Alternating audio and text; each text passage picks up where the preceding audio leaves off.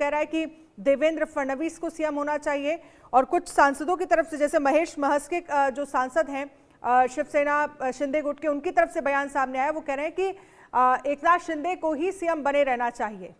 कैसे देख रहे हैं आप इसे? सबसे पहले तो मैं आपके चैनल के माध्यम से महाराष्ट्र की जनता का बहुत आभार व्यक्त करना चाहता हूं, जिन्होंने अपना प्रचंड वोट देकर के महायुति को जिताने का काम किया है और एक बार फिर से तुष्टीकरण की राजनीति को दरकिनार करके और विकास पे अपना मुहर लगाने का काम किया है। दूसरी चीज, मैं आपके प्रश्न पे आना चाहूंगा। निश्चित रूप से हमने एकनाथ शिंदे जी के नेतृत्व में यह महायुति का जो ये विधानसभा चुनाव लड़ा है, और हमारे पार्टियों के नेताओं के भी बयान है, चाहे आप फडणवीस जी का ले लीजिए, चाहे शिंदे जी का ले लीजिए, ये सारे लोगों ने सामूहिक रूप से महायुति के लिए लड़ाई लड़ी।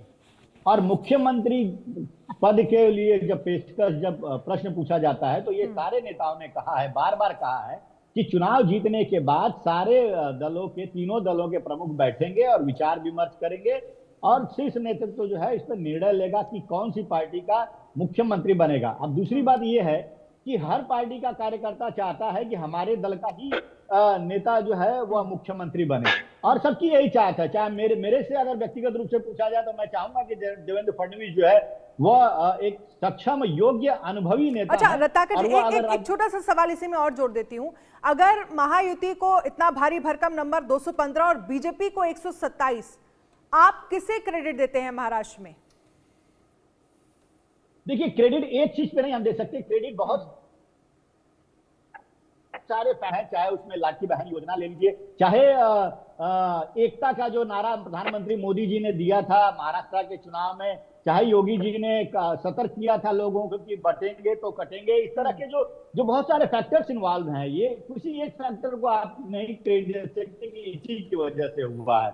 और सबसे बड़ी चीज यह है कि जनता ने जो है वो तुष्टीकरण का जो राजनीति करने की कोशिश की कांग्रेस पार्टी और उसके सहयोगी दलों ने, यहाँ पे उलेमा काउंसिल्स के माध्यम से किस तरह देखा आपने कि सज्जाद नोमानी अपने ही समुदाय के लोगों को कहते हैं कि आप अगर वोट नहीं देंगे तो आपका हुक्का पानी बंद कर दिया जाएगा। तो लोकतंत्र में इस तरह की बातें जो है वो विचारधारा तो दिखाई दी है और बयानों का असर भी दिखाई दिया इस चुनाव में। दीपक झा कांग्रेस के प्रवक्ता हमारे साथ मौजूद हैं। दीपक, आप क्या मानते हैं, महाराष्ट्र अगर हार गए तो क्यों हार गए, और झारखंड में आपका दल, आपका संगठन जीत गया तो क्यों जीत गया?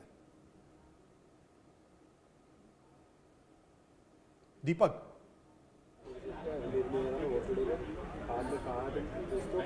आवाज मिल पा रही है? लगता है दीपक को आवाज नहीं मिल पा रही। दीपक, आवाज मिल रही है? राहुल लाल मेरे साथ मौजूद है। राहुल, आगे दीपक को आवाज। देखिए, एक चीज मैं कहूंगा यहाँ पे, अभी आलोक जी ने कई टिप्पणियां की झारखंड को लेके, वो अभी भी आश्वस्त, कहीं आशा के कुछ किरण देख रहे हैं भारतीय जनता पार्टी की सरकार बनने की, कि चंपई सोरेन हो सकता है कुछ लोगों को तोड़ के ले जाए। मैं बता दूं कि जब चंपई सोरेन भारतीय जनता पार्टी ज्वाइन करने वाले थे, कई सारे विधायक